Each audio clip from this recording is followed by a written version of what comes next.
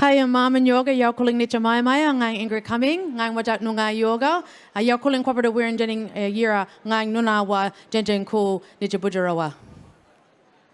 Pretty good, eh? Yeah.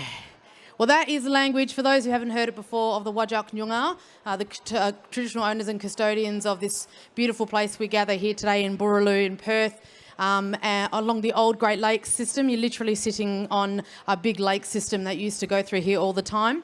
One of my old ancestors, Fanny Bulbuck, who you may have heard of, used to walk through here quite often. So it's an honour to be able to carry on the traditions of my old people. And firstly, I'll pay my respects to my elders past, present and our emerging leaders, for without them, couldn't stand here and carry on the traditions here tonight. So what I'm going to do is an interactive welcome to country, and I'm going to ask you mob to join in with me, and I'm going to teach you the ancient art of ma burning ma. Has anyone done that before? No? What if I said to clap one's hands? Has anyone clapped your hands before? If you're a Dockers supporters like me, you didn't do that much this season, but I'll give you an opportunity to do a bit more of it. So I'm going to play my Brunawangi, my talking sticks, and I'm going to call upon the good spirits of country to come and look over all of us as we sit here tonight and gather and listen to some good yarns and some good music, and just really love being around each other here on this beautiful country. So I'm going to play the tap sticks. I'll get you fellas to ma burning ma, or clap your hands with me, and I'll give $50 to anyone who can translate. Are you ready?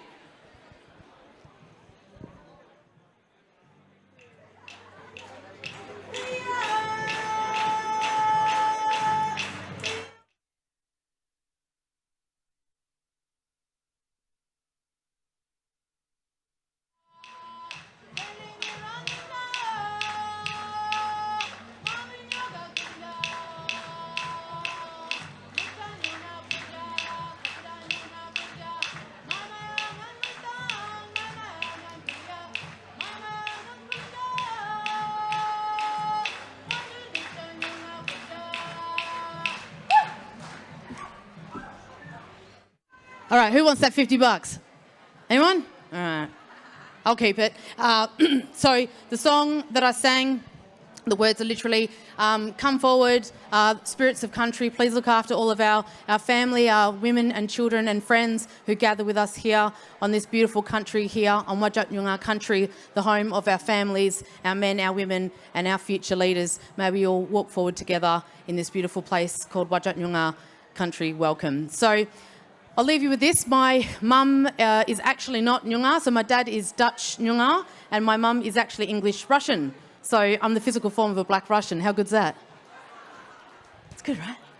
But growing up in this country, believe it or not, when my mum and dad first met each other in the late 60s, early 70s, it was actually illegal for them to be together, for an Aboriginal and a non-Aboriginal person to be together. So they decided to ignore the laws of the time, and they decided to listen to their cart, their court and their wirran, their head, their heart and their spirit. So me standing here 37 years later is proof when Indigenous and non-Indigenous people come together, clearly beautiful things can be created, right? So in the spirit of reconciliation, I say Wanju Nitcha Nyunga Buja, welcome to this beautiful country we call Wajak Nyunga country, and I certainly hope you guys have a wonderful time having a listen to this wonderful man who I'm about to introduce to you. So his name is Ron Bradfield, and Bron is from Bardi country, north of Broome, but he grew up in Geraldton. He now calls Wajak Buja his home, and we certainly love him and definitely think of him as family here on Wajak Nyunga Buja. As the CYO, or the Chief Yarning Officer of Yarns Aros, Ron facilitates cultural conversation across all levels of our communities, helping Australians to revisit and explore their own personal stories, so as to better consider their own connections to this place. Ron is a storyteller and a maker of things. He has worked in and around the arts across regional, remote and metropolitan Western Australia for 15 years, often supporting the development of artists as they explore the ways in which they can grow and share their creative practices. I call him Lang Konk, my uncle. Please everyone give a very warm welcome to the incredible Ron Bradfield. No big lead up at all. You're right, you take that one with you. Why not? Hey, you mob. What now? That chair seems like it's an awfully long way down. In fact, I'm going to ignore it right about now. Apparently we're going to be looking at fires behind you before too long, so don't panic if that thing looks like it's on fire. It'll work its way up later. As you heard, my main job is to share stories and remind us that actually all of our stories matter.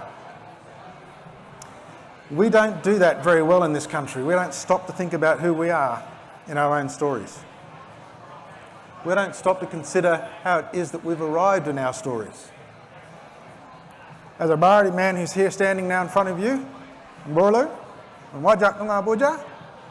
I'd like to acknowledge ancestors and elders of this place, because I am a cultural guest here and I share my yarns with you tonight.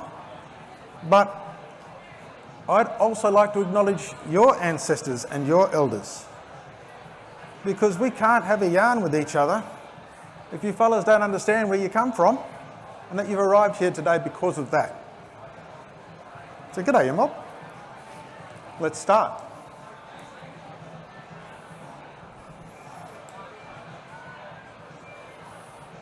On the day that I turned 21, I was curled up in the footwell of the passenger seat of the white Ford panel van that was responsible for providing electrical maintenance services to regional hospitals outside of Geraldton. It's 1989 and I'm in my third year of my apprenticeship, which is actually about my final year because I'd rushed it and managed to knock off a year somehow. We've pulled up at the petrol station. I've got a hell of a hangover. My head's killing me. My friends had taken me out the night before and I was hankering for a meat pie and a choc milk. Not that unusual in the 80s. And Brian pulls up at the 440 Roadhouse at the end of Geraldton and he gets out of the car and he asks me if I want anything, and I'm stopped, tucked under the, slid into the footwell, just feeling sorry for myself and thinking. And as Brian racks off, I realise that this is the day I was born. And in fact, this day, I'm actually going back to the regional hospital, or the remote or district hospital, that I was born in 21 years ago. The remarkable thing about that hospital was I was born the youngest premature baby that survived, and they managed to keep me alive from what sat inside of the palm of the doctor's hand with my legs and arms over to this that you see today. The town was Northampton, and we were blow-ins into that town. My mother, a Bardi woman, who married a white teacher illegally in 1968. She followed that man down from the Kimbleys and they ended up in Northampton, where they gave birth, where my mother gave birth to me.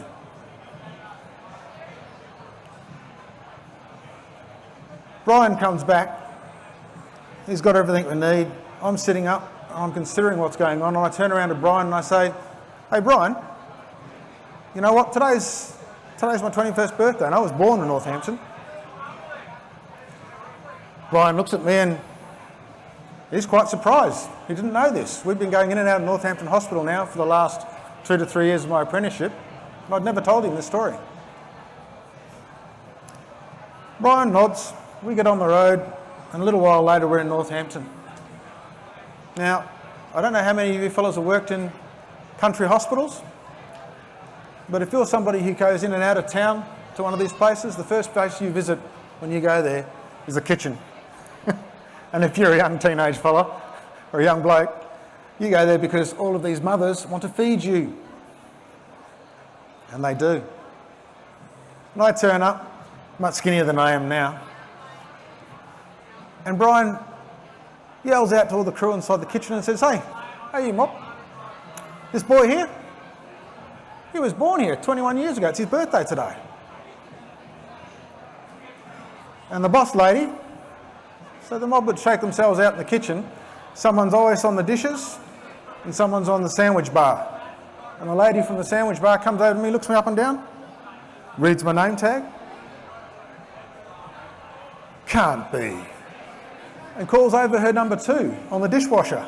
Said, come and look at this, come and look at this. Look at this, read this boy's name. She does. And they both look me up and down. And that's it. For the next 5 minutes, I'm just peppered with questions. Who's your mum? Who's your dad? What do you remember? Where did you live? Where did you go? Bang, bang, bang, bang, bang, bang, bang. And my hangover was pushed right out the back of my head as I had 2 ladies grilling me, pressed up against the sandwich bench, just trying to answer the questions and get on with it. They back off, they seem satisfied, and it settles. And then the boss of the kitchen, she says, go on then, bugger off, go do your job. Get out of the kitchen. And off I go. Brian's set me to work digging a ditch out the back of the hospital that's about to wire up their new air conditioning room, air conditioning plant. And as apprentices have done for God knows how long, I'm out there breaking rock and shifting dirt when Brian comes out and says, hey,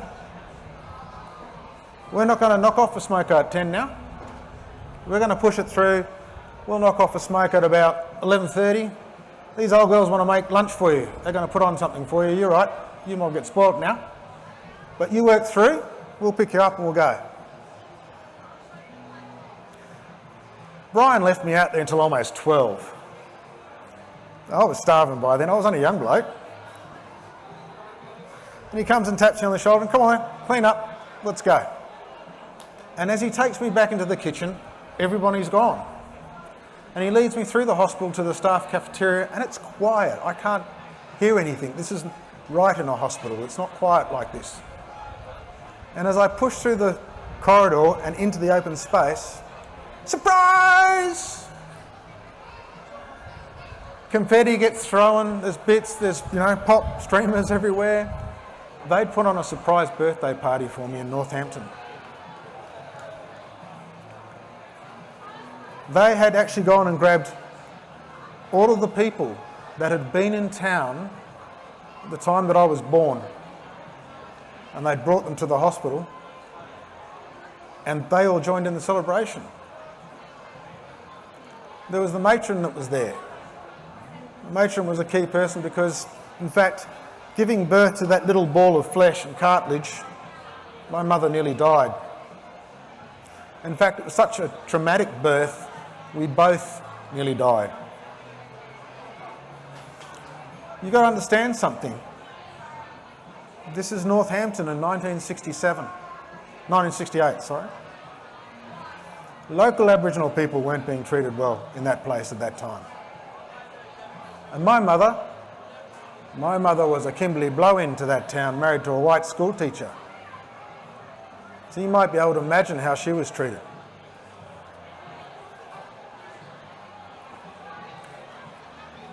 The people that are in this room celebrating me on my 21st birthday were the people that gathered around my mother and nursed her and looked after her and kept her alive after I was born. They'd even found the priest that had actually given my mother last rites and invited him back. And he was there and he shook my hand. Well, you're a big boy.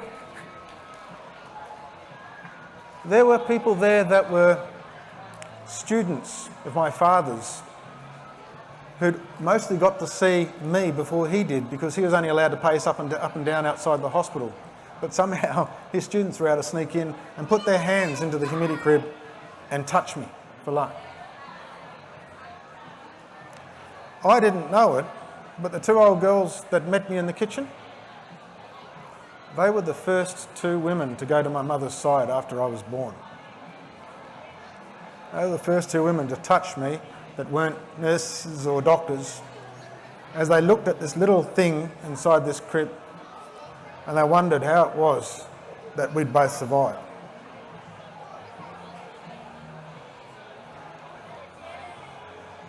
My mum would tell me later stories about how she remembered being spat at on the main street walking through town. how people would throw rubbish at her, how some people would cross the street. My mum would talk about how it was that she felt like she was the loneliest person in the world, arriving in that town and not being able to talk to any of the blackfellas there, and certainly not being able to talk to any of the whites.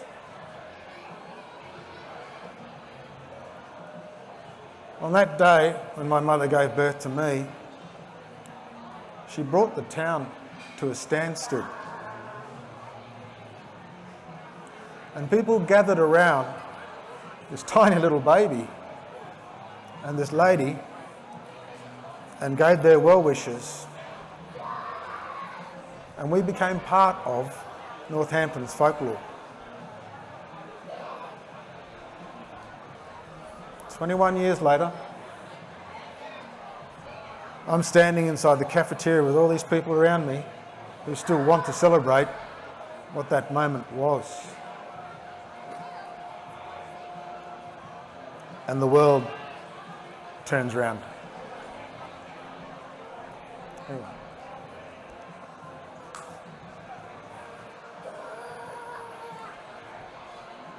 I share true stories. I get up on stage, mostly for barefaced stories, and sometimes for the centre of stories, and I share stories of who we are as a people today.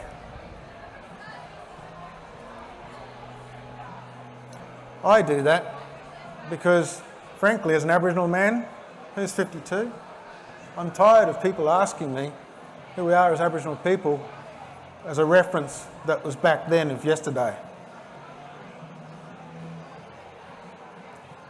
We stand alongside of you and live alongside of you and share in this contemporary culture as Australians today. But something about our Australian society keeps us separated and apart. We don't get to tell our stories together. And I'm wondering how much more of a healthier society we would be if in fact we did. There's this want, maybe it's human nature, to separate others. Put people in different places, and we've certainly heard a little bit of that lately from the mouths of certain mayors maybe.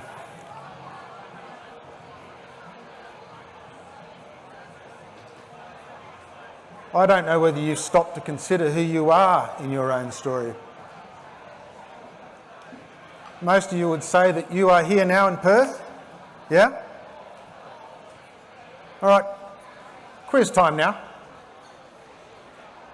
How many Perths or places called Perth do you think there are in the world? 2? 3? 5? Get brave, you mob. 37th Street, not that brave.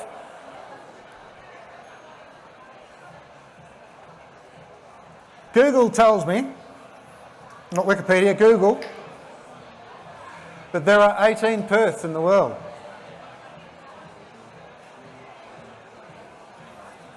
How many of you fellows in front of me were born here? How many of you came here due to circumstance and called it your home?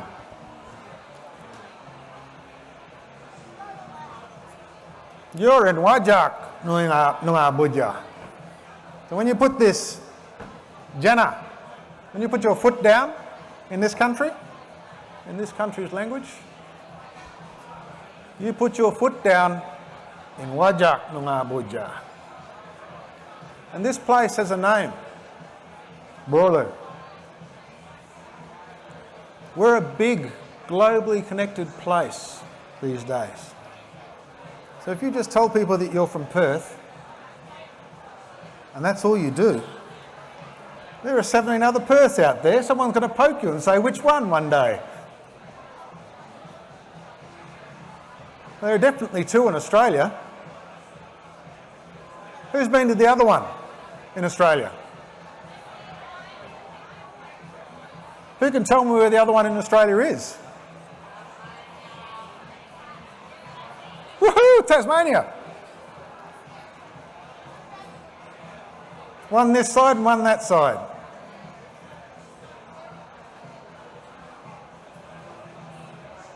Think about it. Borlu. Wajak nunga buja. In the largest Aboriginal language group, in the largest state, on the only island continent, and on the only habitable planet that we know of in this galaxy, and this is where you are now, today. And then there's you amazing people, because there is nobody like you. Nobody has your story. Nobody carries your business, you girls. No one's like you. You, sir, no one's like you. That man there with the hair. No one's like you. We all have our own stories.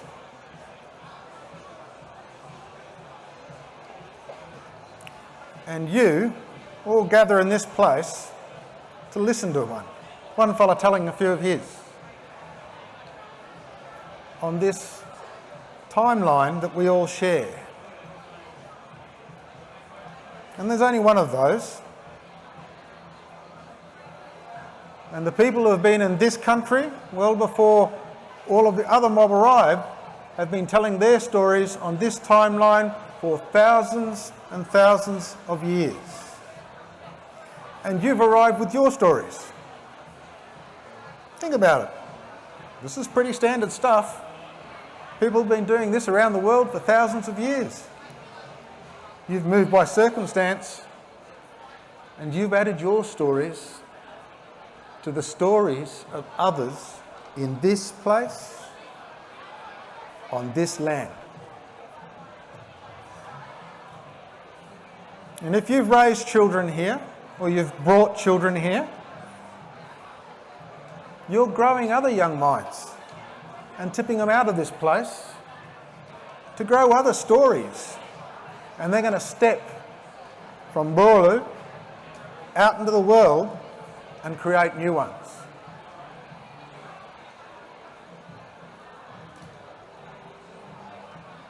If you haven't stopped in your busy lives to consider who you are in your stories today, take a moment now. Have a look around you.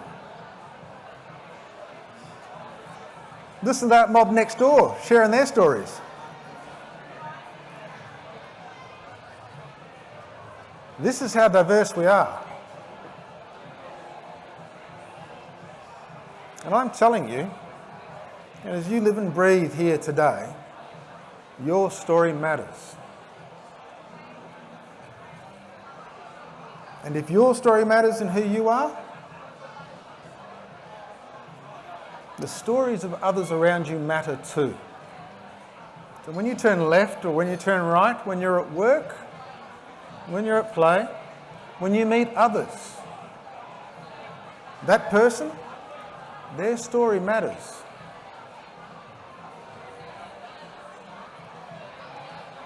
And it's because we're able to do this, and this particular year especially, given COVID, and given what you've seen or heard happen in Victoria and around the world,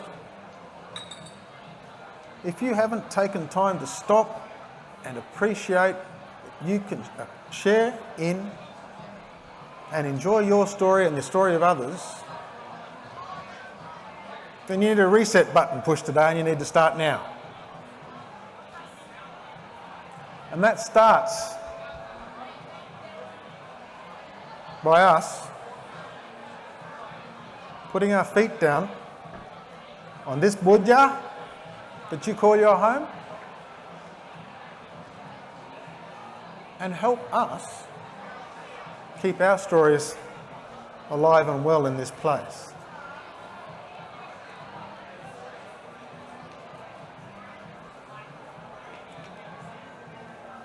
Our stories can be anything. They can be the simplest things. They can be incredibly simple, yet so complex you wouldn't be able to guess where they go. Sometimes they're interesting accidents and they can be quite embarrassing. Maybe that's a good time to share another one with you right now.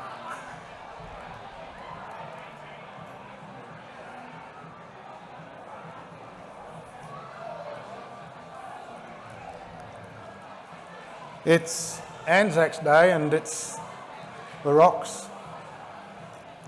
I'm doing my first Anzac Day service in Sydney and it's 1992. I'm wearing the white uniform of a sailor, although you might not be able to tell right now. And the march has been over and it's the biggest thing I've ever seen. I've not seen so many people gather for Anzac Day before in all my life.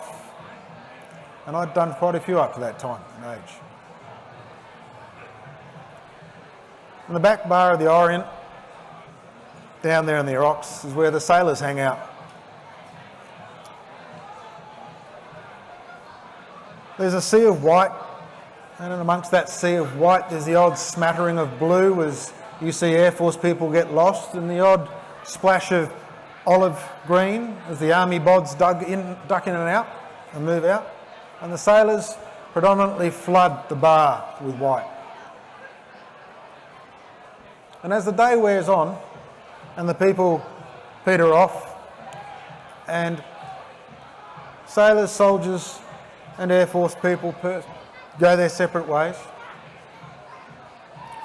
I'm sitting there with a rowdy couple of sailors up the back, feeling sorry for myself because I haven't been home for a while and I'm feeling lonely.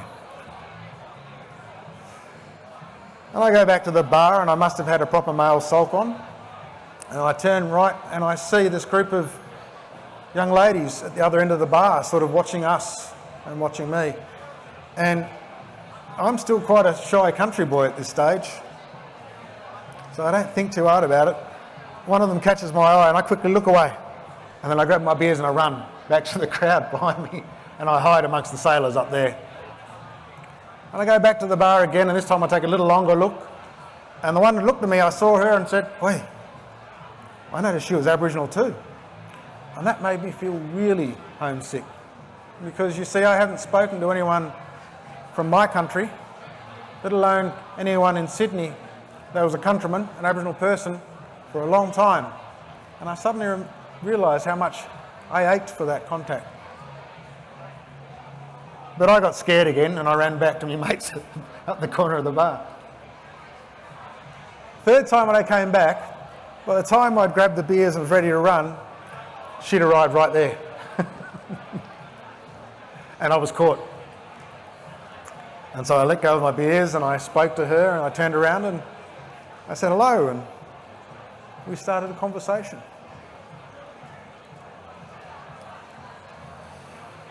We didn't really talk too much about the who's and wheres. We just looked like we enjoyed meeting two countrymen in one place that we didn't expect to meet. And we had a really nice afternoon. And when I left, I had her phone number.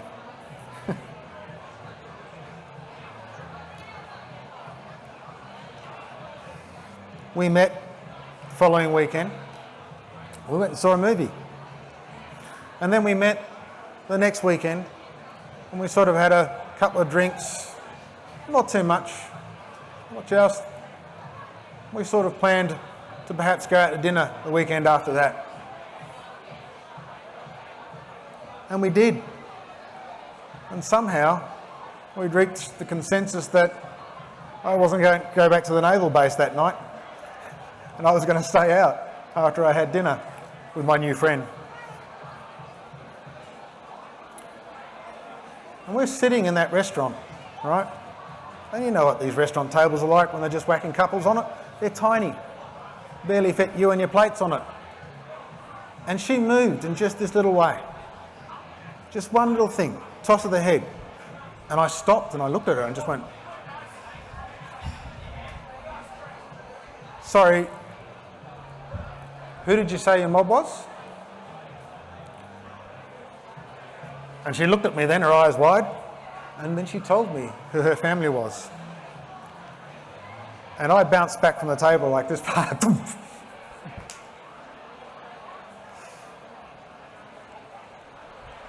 Young lady that I was having dinner with that night and was hoping to go home with was actually my cousin's sister.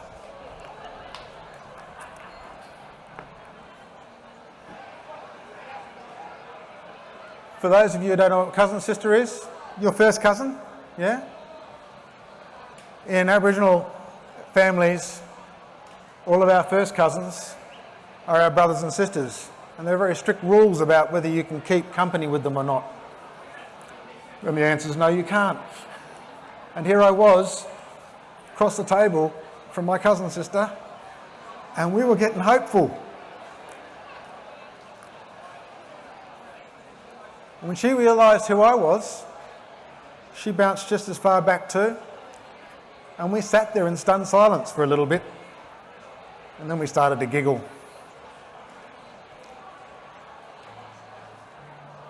Needless to say, we didn't go home together that night. And as I learnt more about her story,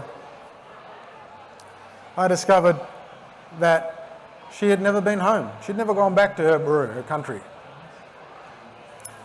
Her mum was taken just before my mum was taken from her country. They were brought to the same orphanage, and somehow circumstances saw her removed when she was quite young and taken straight over to Sydney with somebody else. And she never came back. Now, I knew enough to know that this person was family, but I didn't know much more than that. And she was happy where she was. She didn't need to go back. And I never met her mum, my mum. And then I was posted 6 months later, and I was sent back to Western Australia. And we never spoke again.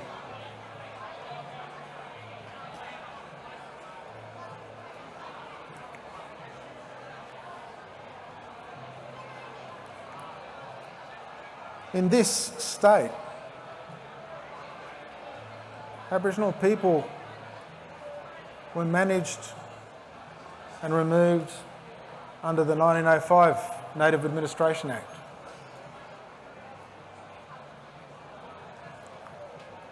That's when that happened officially. Prior to that, Aboriginal people were taken and stolen from their lands to act as labour, as slaves. My own great-grandfather was one of the men who would do that up in the Kimberley when he arrived as a white man and made his empire up at the top of Cape Leveque. And he and another man would go east and gather Aboriginal men and women and bring them back to their land in chains, where they would take them and use them for what they needed to use them for that time until they needed others.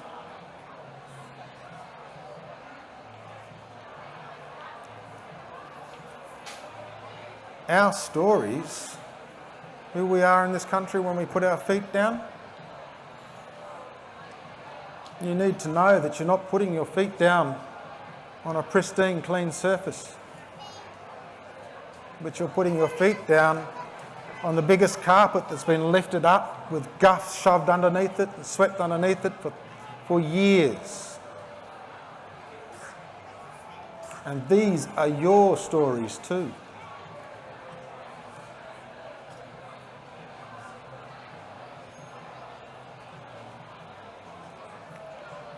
If we need to actually step forward as Australians in this country,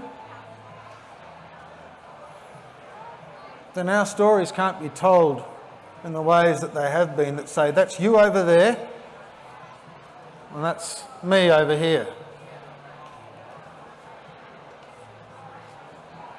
We need to be talking about our stories together.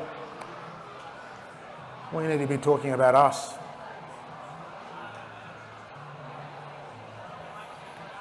And we live in a society today that still actively tells you untruths about what's happened to Aboriginal people in this country. We live in a society that has a group of people, a small group of people carrying stories for this country that can help you mob connect to it and belong. Because the last thing that you need to be doing, living in this society, is feeling like you can never put your feet down on this ground. Because I can tell you, this budja doesn't care what colour your skin is. This budja doesn't care whether you're gay or straight. It doesn't care what your belief is. It doesn't care whether you identify in one way or the other. This budja just needs you to put your feet down and call yourself Australians. Because until we do that together, we don't tell our stories as one.